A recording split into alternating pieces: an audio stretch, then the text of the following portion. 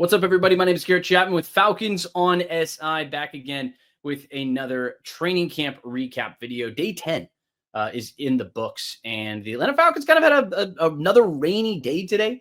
I don't know who they pissed off, but it has been a very wet training camp. But hey, the temperature has been reasonable, so I can't really complain too loudly. But look, they were outside today, kind of a lower key practice today. They weren't in pads, just shells today. Just in anticipation of what's to come tomorrow, the Tennessee Titans. It's going to be the first of two joint practices that they're going to have up there at Flowery Branch. Very excited for that one. And I know the players are kind of champing at the bit a little bit. They're trying to hit somebody else in a different colored jersey because we saw some of the reserve players play on Friday. We did not see many starters. We saw some guys who might filter into that starting lineup, like a Jalen Walker, James Pierce, Arnold Ebiketie, Ruke Orhoro, guys like that. Other guys like Brandon Dorlus had a really, really good day. We can talk a little bit more about that when we get into the podcast tomorrow afternoon. But look, this is going to be the first big opportunity for a lot of these players to hit somebody in a different colored jersey. Arnold Ebiketie talked about it after practice, just basically said that they're feeling that frustration and they want to let it out on somebody in a different colored jersey, and said, quote, whip that ass. So very excited about that. I would not be surprised if we see some chippiness. It's not uncommon to see it when another team comes to a different camp, but it's very much an exciting time to be up there. So you got to make sure you're following tomorrow and on Wednesday for when we get into all of that. I'll be tweeting some live reactions at CheechFATL on Twitter, but most of it I'm going to save for this right here. So make sure that you are tuned in, Falcons on SI.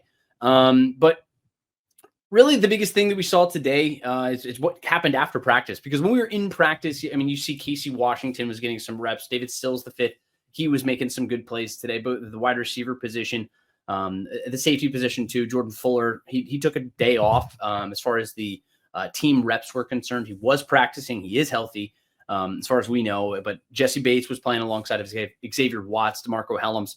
He and Josh Thompson were in there with the twos. But that's kind of the update on the safety position, is that there's no real update. DeMarco Hellams, after the really big day on Friday, seems like he's firmly entrenched in that second team. Xavier Watts with that, he's going to be fighting it out with Jordan Fuller. But of course, all of that can change over the next couple of days and weeks, just as we get by. And some inactives to note before I want to get to what was said after practice. Also, Nick Nash played today. He sparingly with the twos, made some good plays with Kirk Cousins, but as far as inactives today, Darnell Mooney, he was expected to be still out, still remains to be seen what the issue is and where he stands. We'll have Raheem Morris address the media tomorrow, and we'll ask him specifically about that one. Malik Verdon, Troy Anderson, they were not part of practice today. Keith Taylor, he also was not part of practice. J.D. Bertrand, who's still in that yellow penny. Carlos Washington, who we did not see at all on Friday, surprisingly, with an unknown ailment. He was not a part of practice. Clark Phillips was not a part of practice, and then Jamal Agnew was there, but he was in street clothes just for some unknown reason. We'll ask Raheem Morris about that tomorrow. Storm Norton was back in the lineup. Caleb McGarry, Jake Matthews, all three of those guys participated in individual drills, but none of the three participated in the team drills. I will say this too: the pass rush looked really good today. It's hard to tell too much, really, but they didn't have pads on. They weren't playing through the whistle, right? So they're not going and actually hitting the quarterback. So it's hard to know if it's a sack or not. So we'll give them the credit for the sack. But there was several today. Leonard Floyd looked really good. Jalen Walker looked really good today. James Pierce was able to get back there and force some pressures, and Arnold Ebiketie as well. But overall, the pass rush has been a massive point of emphasis throughout the course of camp, but it's looked really good, especially today.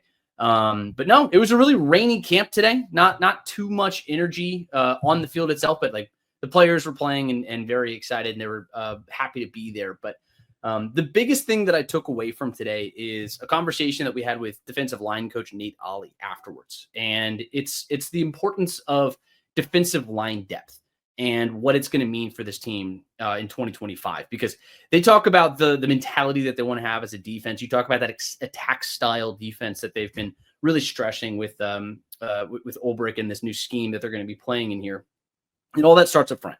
And you have young guys like Ruke Orhoro and Brandon Dorlus and Zach Harrison, who I would still absolutely include in that moniker of young player, who saw extended action, and they will continue to see extended action. And they're going to be very important pieces for the Falcons this year. But you also have several veterans who are going to mix in there, like Taquan Graham and Contavious Street and David Onyemata and Morgan Fox. They have a lot of guys, right? And all of them are going to get playing time. They're all going to see time.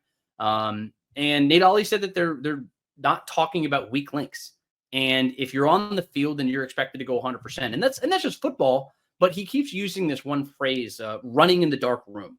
He said that probably 4 or 5 times when we talked to him afterwards. And that's just kind of the mentality of this group. Just keep going, put a blindfold on and just go, and like, as long as you're running, my high school football coach used to say, as long as you're a bullet flying 100 miles an hour, we can change your direction, but I can't help you run 100 miles an hour, So it's that mentality of just guys getting after it. And that's really what we saw from the defensive line when they played on Friday.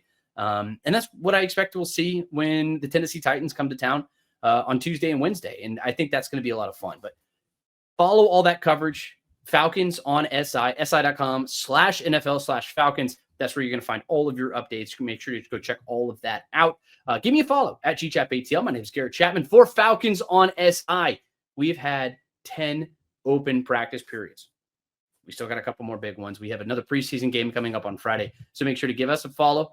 Make sure to follow along with everything else that's going on. But this is your update after day 10 of training camp. We will see you again tomorrow and then on the podcast. Make sure you follow along 6 o'clock tomorrow night, right here on the YouTube page or wherever you get your podcast. Thanks so much for listening. We'll see you again soon.